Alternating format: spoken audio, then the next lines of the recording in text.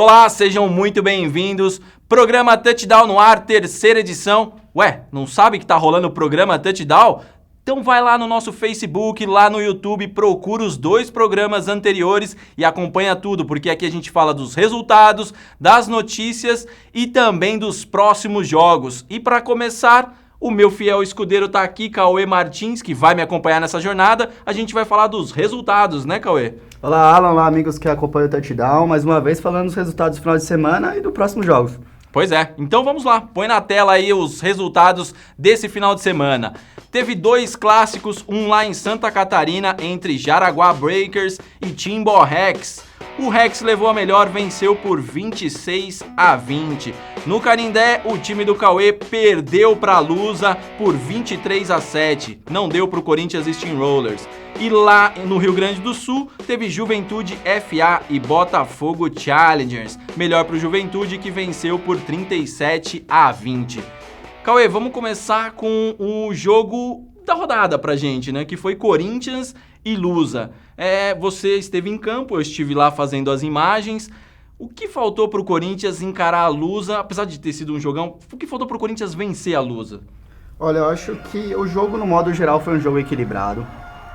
As defesas foram os destaques da partida, tanto a do Corinthians quanto a da Portuguesa tiveram grandes momentos. Mas o Corinthians encontrou muita dificuldade no ataque. Não consigo me lembrar de alguma situação que o Corinthians não tenha começado à frente das 20 jardas iniciais. Então, sempre com as costas na parede. E isso dá uma margem de erro muito pequena, porque você vai ter que atravessar o campo, já não é uma tarefa fácil. E claro que se você vai atravessar o campo, algumas vezes você vai se encontrar em terceira descida. Se isso se repete e você está a 10 jardas para uma primeira descida, a 12, a 15... isso vai complicar muito o seu jogo. Então, esse início de campo, de drive para o Corinthians, eu acho que influenciou muito e aconteceram muitas faltas que... Isso que eu ia comentar. As faltas voltaram a se repetir. Então, às vezes, quando conseguia um bom avanço para fazer uma boa campanha de ataque, acabava voltando lá para trás. Inclusive, o primeiro TD da Lusa aconteceu por conta das faltas, porque ficou pertinho da endzone e facilitou a vida deles, né? Isso. E pelo lado da Portuguesa, eles conseguiram parar o jogo corrido do Corinthians. Isso dificultou também muito o jogo aéreo. Então, sempre o ataque, além de estar sempre pressionado, estava sempre minado. E pelo lado da defesa do Corinthians, também acho que a defesa se impôs perante o ataque da Portuguesa. Conseguiu parar 2 ataques. Isso, que eles estavam na porta da zone. E só que o diferencial do ataque da Portuguesa é que nesses momentos de terceira descida, nesses momentos de terceira e longa, eles encontraram algumas bolas que davam a primeira descida e algumas delas terminaram em pontos. Então acho que esse foi o fator primordial, conversões de terceira descidas em momentos mais cruciais da partida. Outra coisa que fez a diferença, não tem como deixar de falar, que foram os ex-jogadores do Corinthians que hoje fazem parte do elenco da Lusa, né? Exato. Porque o Johnny marcou touchdown, Fratini, que já foi jogador do Corinthians faz mais tempo, mas também marcou touchdown, Shipley e Matias interceptaram ataques, né? Então isso também com certeza ajudou muito. Os capitães da Lusa serem esses jogadores também, né? Então sim, eles... Com certeza você consegue notar a evolução do último jogo que eu tive contra a Lusa para esse jogo. E todos esses jogadores muito bem em campo, dando segurança para os demais jogadores e fazendo a diferença. Interceptando a bola, matando a jogada, realizando tackles. Então eles fizeram de fato a diferença nesse jogo.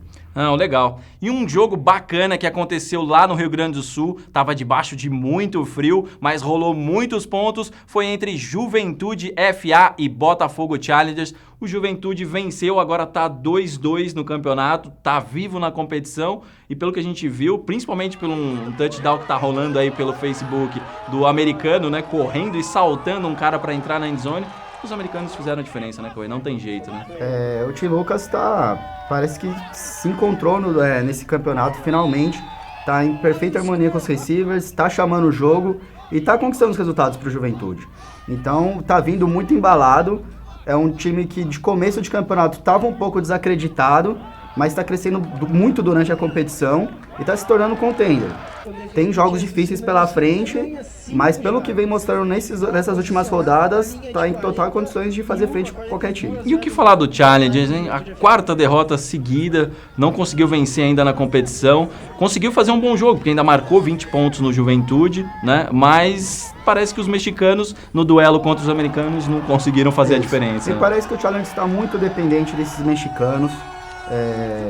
É o que eu disse em algumas semanas atrás. Por mais que você tenha um gringo no time, você precisa de uma estrutura para fornecer para esse gringo, para ele conseguir desenvolver o jogo e conseguir fazer a diferença. E parece que o Botafogo não está oferecendo isso para esses jogadores. Muito pelo contrário, está tendo muita dependência deles. Eles já mudaram muito a cara do Botafogo durante a competição. Já melhorou muito, poderia estar bem pior sem eles. Mas eles, infelizmente, sozinhos não vão conseguir fazer a diferença no campeonato. E pro Botafogo, o que esperar agora para esse restante da competição? É encaixar o time, porque o time, assim como o Corinthians, vive uma reformulação, né? Exato. Mudou diretoria, não é o caso do Corinthians, mas mudou diretoria, veio alguns atletas novos, saiu o Chico Araújo. Então, o que fazer para esse restante da competição, já que agora as chances praticamente não existem, né? O Botafogo está sofrendo muito durante a competição. Esses jogos praticamente está fora já, né? Então, pro resto do campeonato, cara, é difícil te dizer, Alan. É muita coisa acontecendo dentro do time que a gente não sabe. O momento de reformulação é um processo complicado, não é um processo curto. Não é uma coisa que dentro de 6 meses você vai conseguir resolver. Talvez dure mais de ano. Então, assim, é um momento difícil que eles estão passando lá.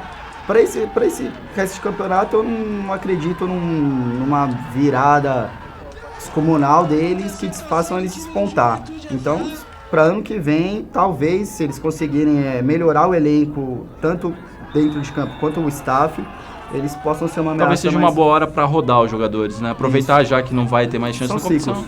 São ciclos. Todos os times passam por ciclos. Os times que não passaram por ciclo ainda, por serem novos, vão passar no futuro.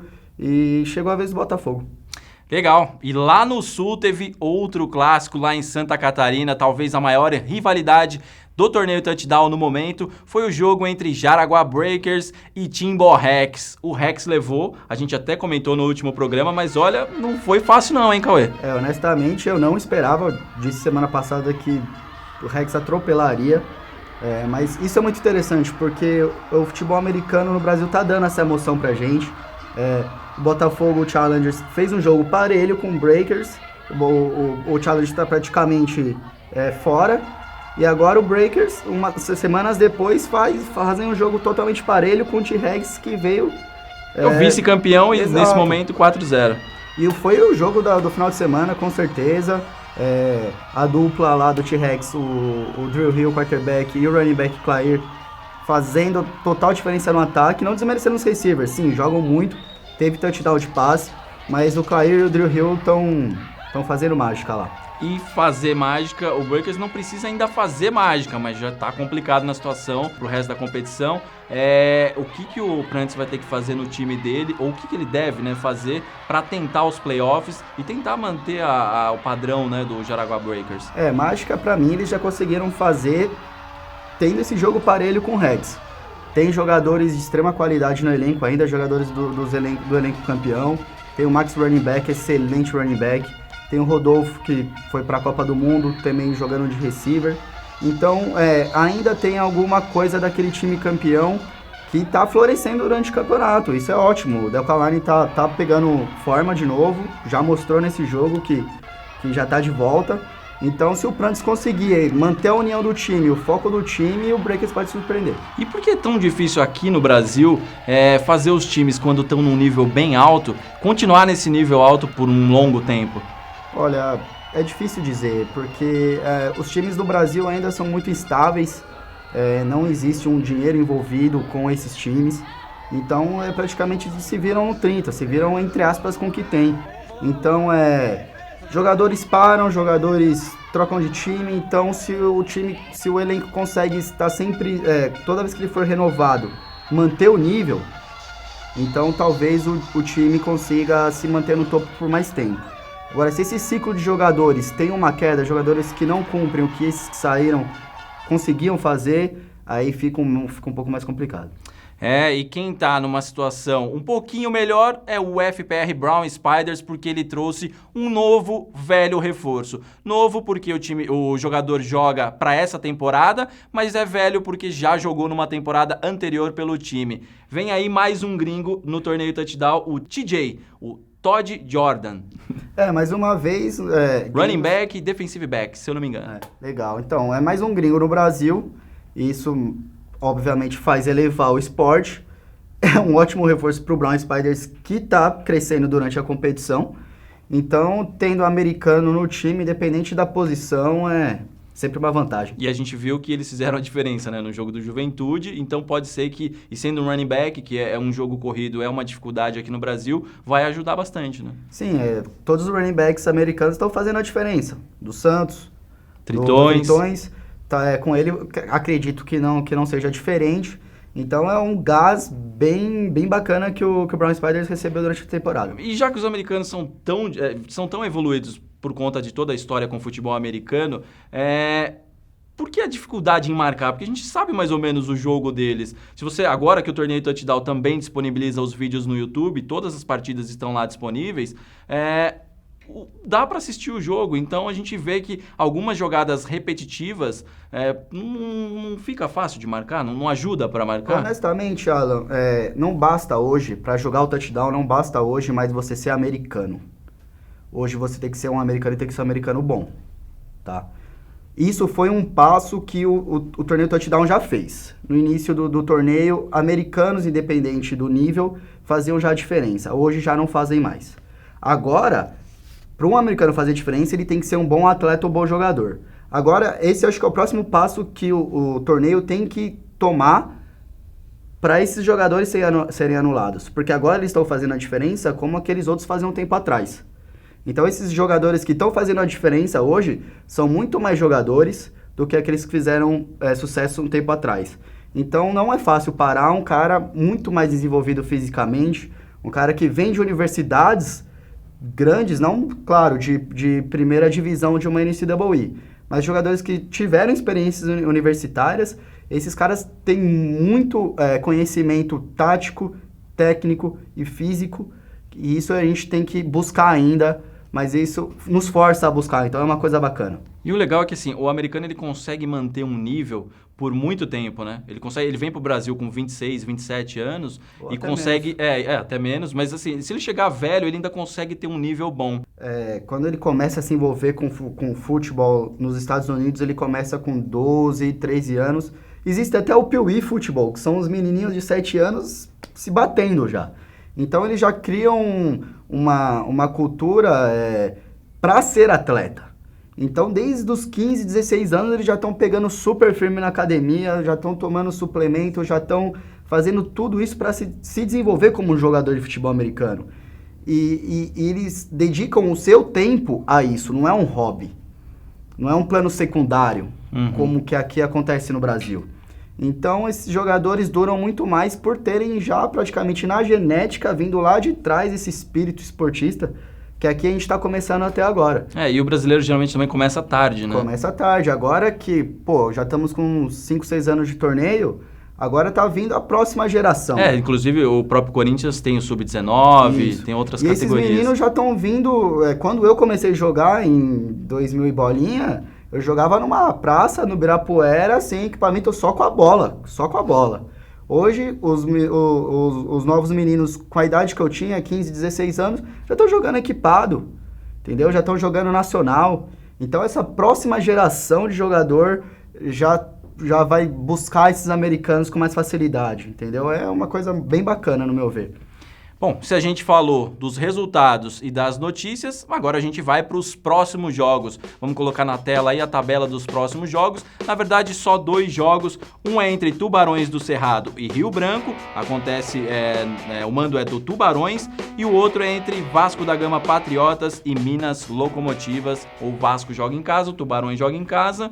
Não dá para pensar coisa diferente a não ser vitórias desses times, né? Eu acho que aí os 2 mandantes têm total chances de saírem vencedores pelo time que tem e pelos adversários que que vão tá enfrentando. Então, eu acredito que tanto o Tubarões quanto o Vasco não vão ter dificuldade para vencer seus adversários. E pro Minas e pro Rio Branco, sabem que são grandes equipes. O que eles devem planejar para um jogo desse? É segurar o máximo que puder? Ou tentar jogar contra eles, porque acho que vai ser mais complicado?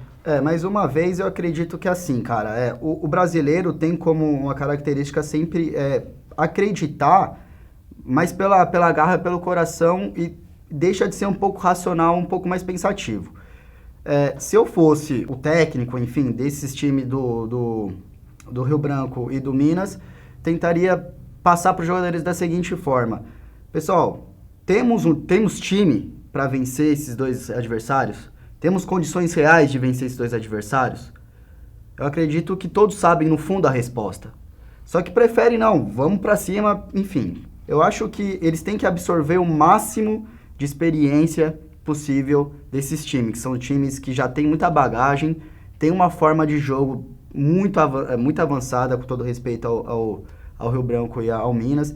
Então, eu acho que o que eles têm que focar não é, sim, tentar buscar a vitória, mas é fazer um jogo bem parelho, o máximo parelho, e buscar absorver o máximo de experiência desse jogo. Beleza, Cauê, nosso tempo chegou ao fim. Obrigado mais uma vez pela companhia. E você aí de casa já sabe, se quiser acompanhar as notícias e informações, é só entrar em touchdown.com.br e procurar no YouTube os vídeos dos jogos e também do programa, porque agora você sabe, existe o programa Torneio Touchdown. Até semana que vem!